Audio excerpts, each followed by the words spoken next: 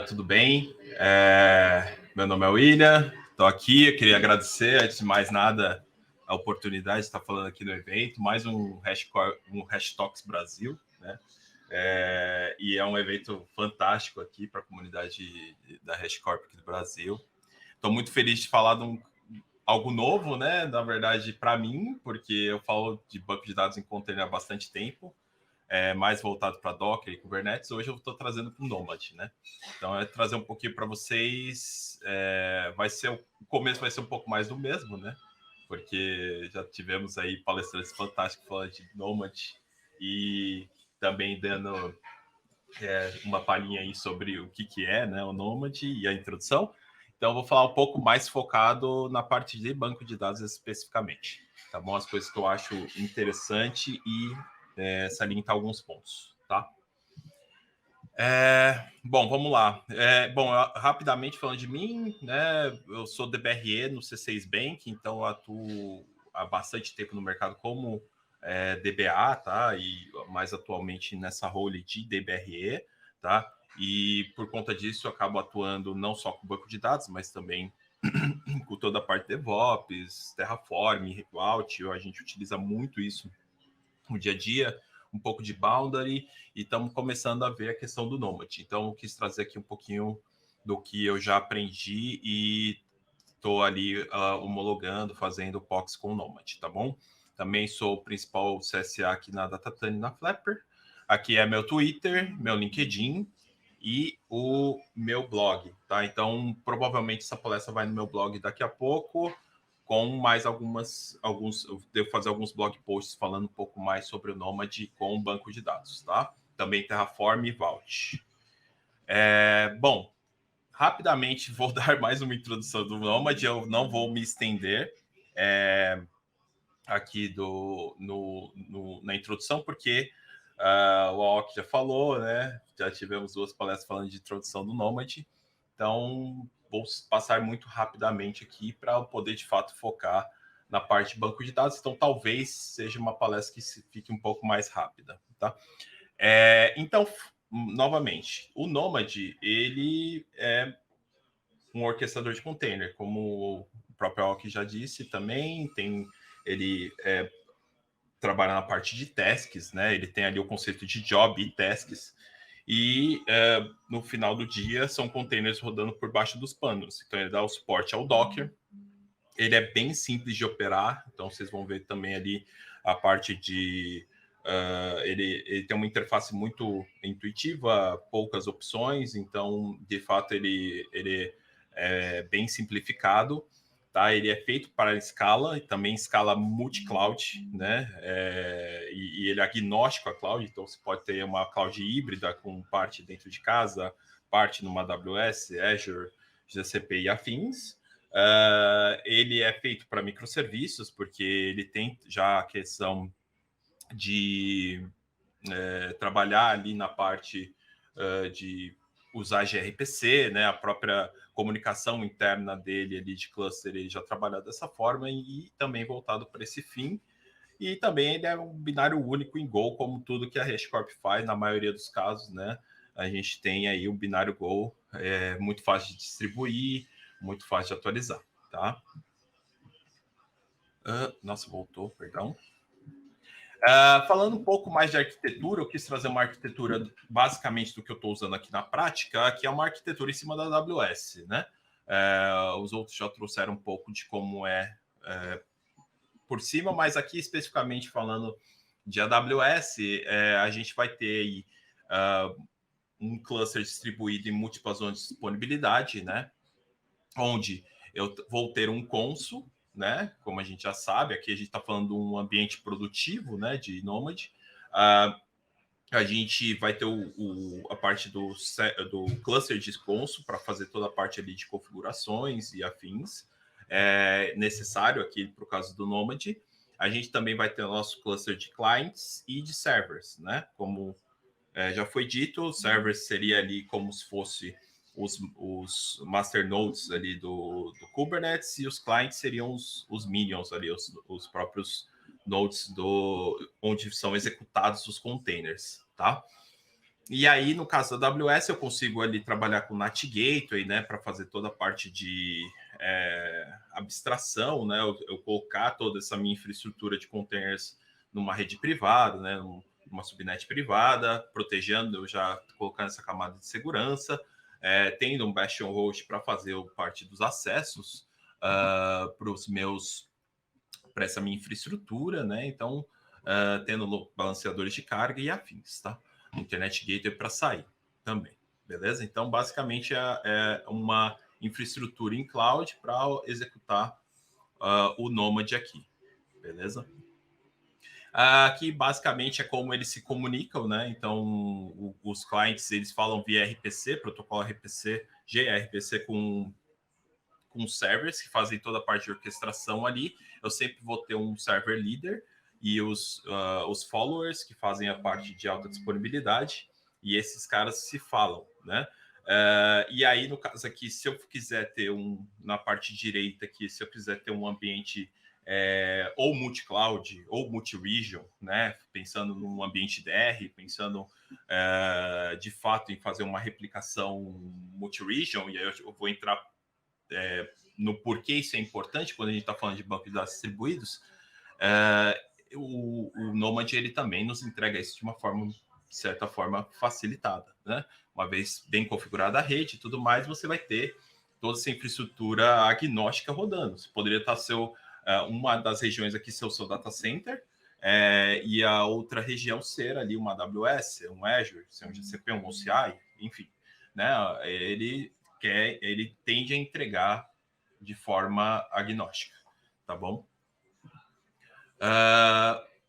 Aí eu já vou pular bastante, né? Acho que as introduções aí eu indico vocês verem, para quem chegou agora, as palestras do AOC, e mais cedo foi a palestra do... Só para eu não perder o nome aqui. Deixa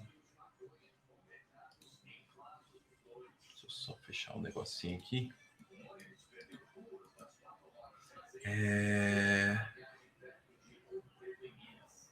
A palestra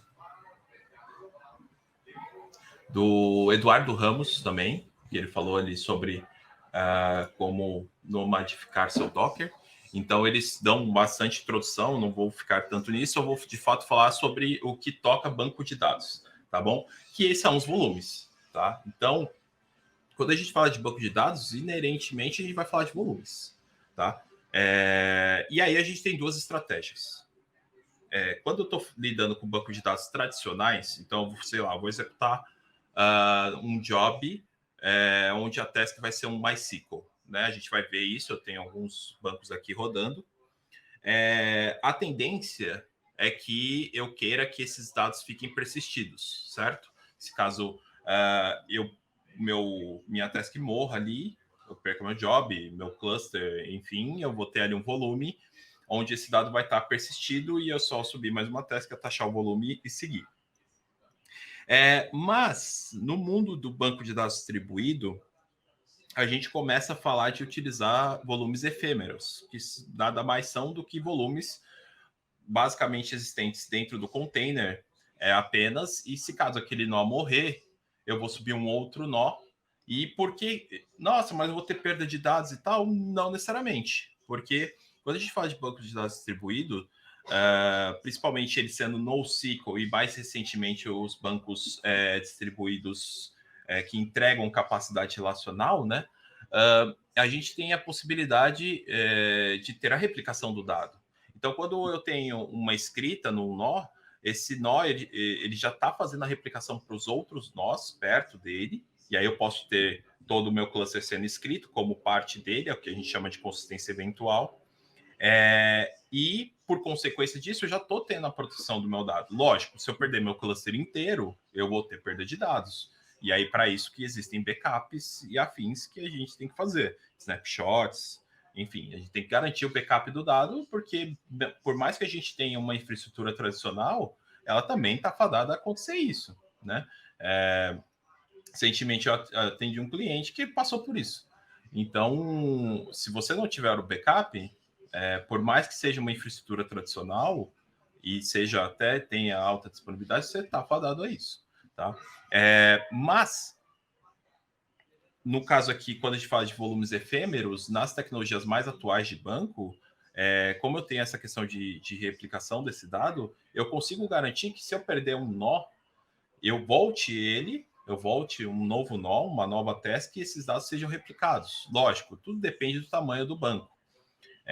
E aí a gente entra com outras estratégias, como sharding e tudo mais, que dependendo do tipo de tecnologia de banco, a gente consegue utilizar para poder diminuir ali o tamanho das tabelas, né? Pulverizar essas tabelas em clusters de banco de dados distribuídos, onde a quantidade de dados não seja tão elevada. Ou seja, se eu precisar subir um novo task que morreu, eu tive aquela perda de dado desse cara, mas eu já tenho ele em outros nós. Quando eu subir uma nova task, a quantidade de dados não é tão grande e eu consigo replicar esses dados. Beleza? E por conta disso, voltar a ter consistência e alta disponibilidade, assim por diante. Então, por isso que se torna, hoje em dia, mais viável a gente usar banco de dados com storage efêmero. Até por questões de custo e tudo mais, é uma estratégia interessante. Tá? Mas voltando aqui para a questão do volume, né? Passando bem por cima aqui, uma introdução a volumes, a gente tem o volume aqui, no caso do Nomad, né? E eu tenho o tipo do volume, né? Que eu tenho aqui, ele está especificado por CSI, eu tenho o source, chamado aqui de test volume. Eu tenho o attachment mode, aqui no caso estou usando o file system, eu poderia estar usando um outro tipo de attachment, tá? Aqui o mais comum é o file system. O access mode, eu posso ter dois métodos, mas basicamente aqui ele está falando o single node writer. Eu posso ter a parte de read only também, e eu posso também falar que ele é not read only, então ele vai ser read write. No caso de banco de dados, quando eu tenho múltiplos clusters, eu tenho um cluster de banco, né, onde eu tenho vários nós, a tendência, logicamente, quando eu falo de banco de dados, eu só posso entregar um volume para um nó. Se eu entrego o mesmo volume para 2 nós de banco de dados, eu vou ter uma corrupção. Para evitar que isso aconteça, eu tenho que setar essa policy ali de access mode single node writer. Porque se eu não faço isso, provavelmente ou ele vai dar erro, né? Ou eu vou ter uma corrupção do dado. Beleza? Eu vou ter ali uma situação não prevista ou algo catastrófico. Então, a gente tem que tomar muito cuidado com isso. Isso não é só para o Nomad, é para qualquer infraestrutura, seja ela bare metal, né, com storage alocado, físico, seja uma VM, seja um container em qualquer outra tecnologia, tá bom? Então, aqui é a parte de volumes. Aí, falando da questão mais especificamente de banco de dados distribuído, né? E daqui a pouco a gente já cai aqui para dentro do Nomad. Eu trouxe aqui o caso do ProCoachDB, tá? Mas eu vou falar um pouco de diversas tecnologias e eu já entro lá no Nomad e a gente vai discutindo, né? Eu trouxe especificamente o ProCoachDB porque é um caso que eu tenho trabalhado há bastante tempo e ele é um case de utilização de banco de dados distribuído muito interessante. O conceito de bancos distribuídos, ele não é tão novo, ele já faz bastante tempo, e basicamente todo banco de dados que você consegue replicar para vários nós, ele acaba sendo um banco distribuído. Eu considero, do meu ponto de vista pessoal, que o banco de dados distribuído é aquele que você lê e escreve em qualquer nó. Por quê? Porque isso habilita uma escalabilidade horizontal total. Tá? A maioria dos bancos de dados relacionais tradicionais, SQL Server, Oracle, MySQL, PostgreSQL e outros, citei os 4 maiores, esses caras eles têm escalabilidade horizontal de leitura, que a gente chama de scale out de leitura. Porém, se você precisar fazer uma manutenção mais pesada, como um rebuild índice, você precisa trocar muitas vezes um data type de um campo. Determinados tipos de tecnologia têm travas e você vai ter ali o que a gente chama de lock, né, distribuído, porque você vai estar acessando fisicamente uma tabela para fazer uma operação de manutenção, tá? E isso pode causar indisponibilidade do seu serviço. Nos bancos distribuídos, isso acaba diminuindo muito. Por quê? Porque você vai fazer atividade, você pode fazer atividade por nó.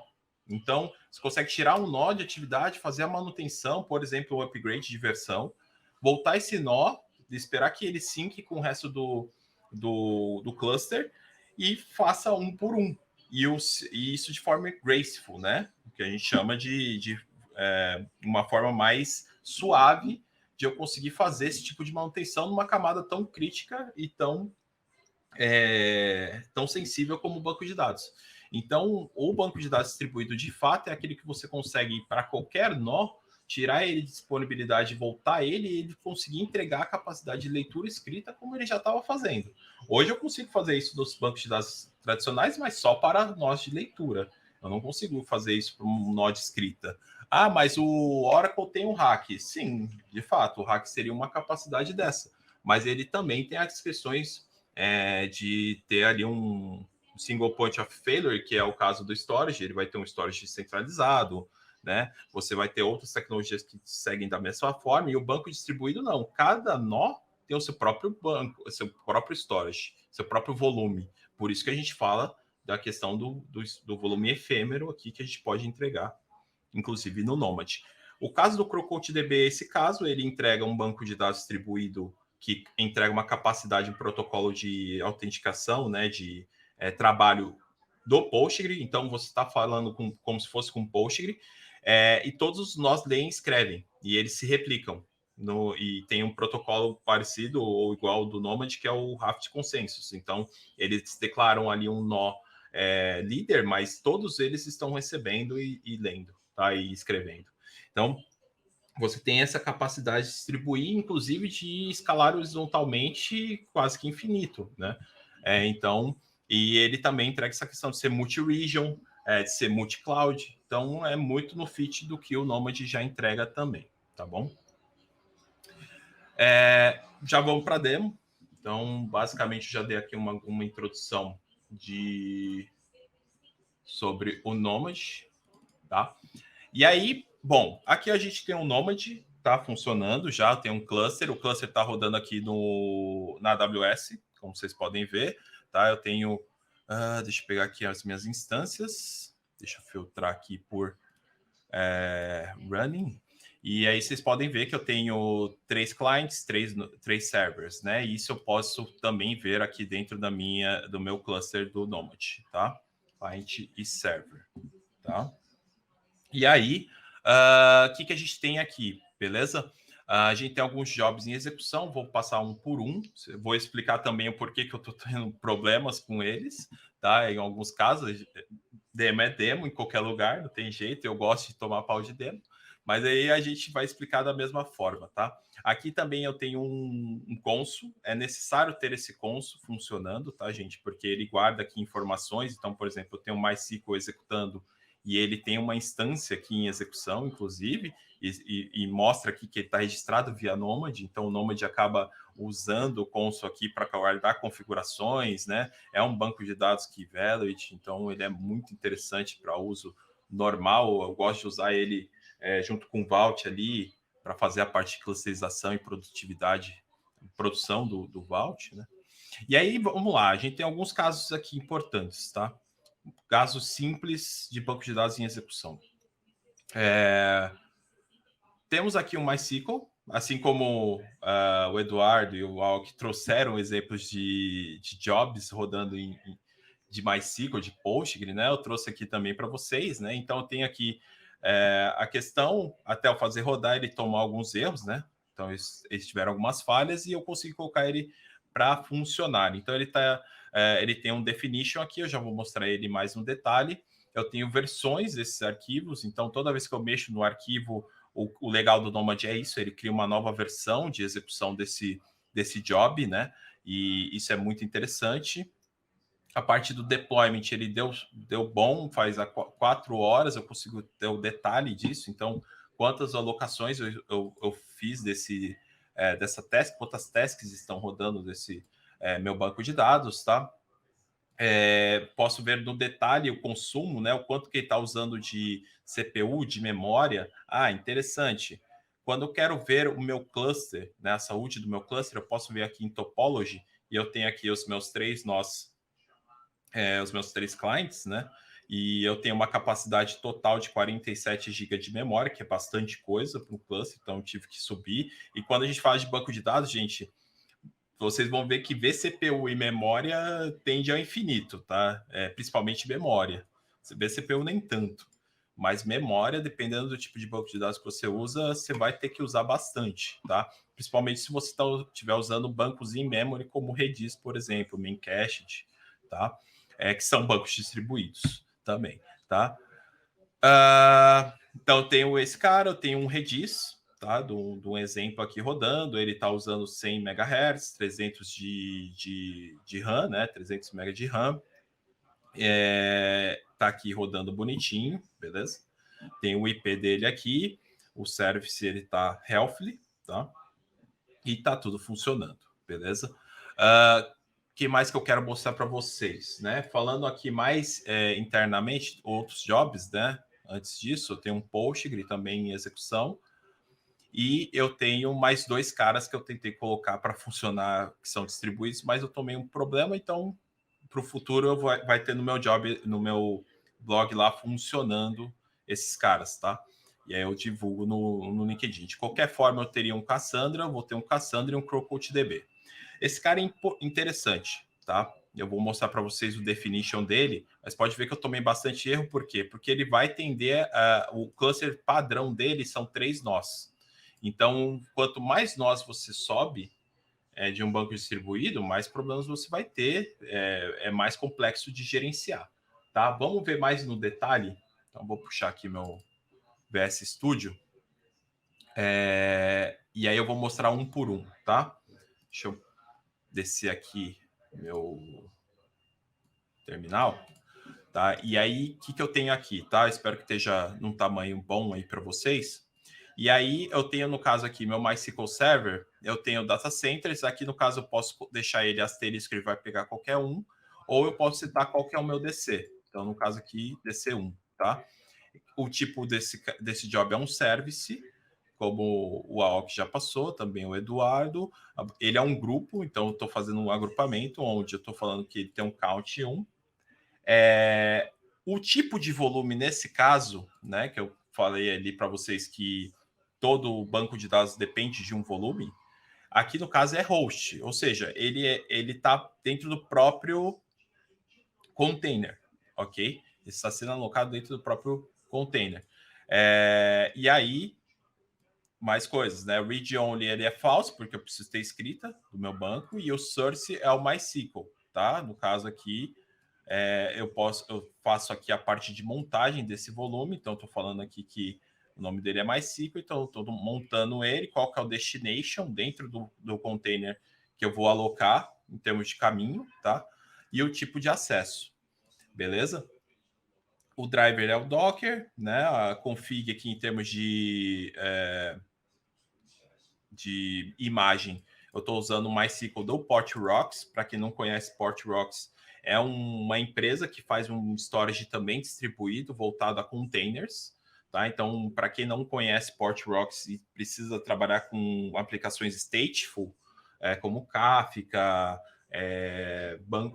storages por objeto, ou até mesmo banco de dados distribuído, Portrox tem capacidades de entrega de storage de alta capacidade. Então, ele faz clusters ali de volumes, onde você pode utilizar nos seus microserviços, os seus volumes, nas suas aplicações stateful, tá? E aí, de recurso aqui, eu estou usando 500 mCore aqui de CPU, 1 GB de RAM, tá? E o meu serviço vai chamar MySQL Server, a port do DB, né? Port DB. Aqui no caso, 3306, tá aqui embaixo, ó. Network, né? DB 3306, porta estática. E aí eu tenho o Health Check lá, como a OK comentou também, o Eduardo. TCP, eu vou fazer aqui a cada 10 segundos. Se eu tomar um timeout de 2 segundos, eu já vou começar a pensar aqui em tirar meu container do ar, tá? eu posso restartar por 10 vezes. Então, ele tem políticas interessantes aqui para subir o MySQL. No caso do Postgre, ele também está mais simplificado, então não tem muita diferença do MySQL para ele. O que muda é só a porta, né? E a imagem, basicamente. O resto é muito parecido. Mas vocês podem ver que eu não estou usando volume aqui. Então, aqui, no caso, ele de fato está utilizando o volume efêmero. Tá? O que eu escrever dentro desse container, se o container morrer, né? Minha task morrer, eu vou perder os dados. Então, de fato, a gente precisa de um banco em cluster, uma clusterização, um banco distribuído aqui para atuar. Aqui, no caso, um Redis, tá? Que eu subi apenas um nó no cluster também. E aqui também é interessante que eu não estou usando volume. Porém, se eu quiser usar um volume, é só eu colocar aqui, o Redis faz a persistência disso. Mas como ele é um banco por memória, então a tendência é que ele seja de fato efêmero, tá bom? Aqui eu tenho o Cassandra, então aqui esse cara vai ter bem mais informações, tá? Não vou entrar tanto no detalhe dele, eu vou deixar para fazer um post posterior, para não tomar tanto tempo aqui, tá? E aqui, basicamente, eu tenho o CrowdCoachDB, tá? Então, aqui, basicamente, eu tenho o quê? Aqui ele subiria 3 nós, né? E aqui eu tô setando que eu quero um ephemeral disk. No caso, o stick true, né? Então, como eu tô falando que eu tô trabalhando com banco de fato distribuído, eu vou entregar pro cluster a capacidade de distribuir esse dado e garantir que esse dado esteja em mais de um nó, né? Então, se você achar que 3 nós são poucos, você pode subir mais nós para você, inclusive, estender o seu cluster para mais de um cluster em múltiplas regiões, né? Para, por exemplo, eu estou rodando em Virgínia na AWS. Virgínia deu algum problema, eu tenho um cluster em outro lugar, como o SAST1, né? São Paulo, e continuar minhas atividades por ele, né? E também não ter perda de dados e depois conseguir sincronizar tudo de novo. Então, aqui dentro ele tem várias informações, tá? De certificado, de índice, de criação de banco. Então, ele tem toda a questão do cluster dele que ele sobe. E eu tive o maior problema que eu tive aqui é porque eu tô sem um vault, né? O meu vault deu um problema e eu não consegui, por conta desse vault aqui, subir o cluster, porque ele guarda os certificados dentro do vault, tá? Então, por isso que esse cara não subiu, tá? Mas eu quis trazer ele aqui para vocês como se ele estivesse funcionando, né? Aqui, se eu tivesse com ele funcionando 100%, ele teria essa cara, tá? Um cluster do CrowdCoachDB em execução, ele tem 3 nós, então, para cada nó aqui, ele tem uma quantidade de... ele tem as suas informações ali de distribuição, né, de Raft, como que o Raft conceito está funcionando em termos de troca de informações, tá, de replicação, os SQLs que estão executando, tá, a parte de réplicas de capacidade. Também eu posso ver a questão de cada nó aqui em termos de latência de replicação, que é algo muito importante quando a gente fala de bancos distribuídos, tá? Eu consigo enxergar os meus bancos de dados, então eu tenho um banco de dados de exemplo aqui, onde eu consigo ver algumas informações. Então, eu tenho aqui a minha tabela e mais algumas outras informações como grants e afins. Execuções das queries que estão executando no cluster e qual que é o tempo de cada uma, o que foi executado, por quem que foi executado. Então, eu tive um insert aqui na minha tabela de cadastro, a X tempo, tá? Que está no meu banco DB exemplo, tá? Quanto tempo que ele demorou e que tipo de espera foi. Então, eu tive aqui maior tempo na parte de planning, do plano, para montar o plano e depois da execução e afins, tá? Alguns insights na parte de Create Monitoring aqui, também eu posso fazer a parte de auditoria, a parte de latência, e aqui é muito importante quando a gente fala de CrowdCoachDB. E isso a gente tem que fazer sempre estar de olho nos dois, tanto no Nomad quanto no CrowdCoachDB.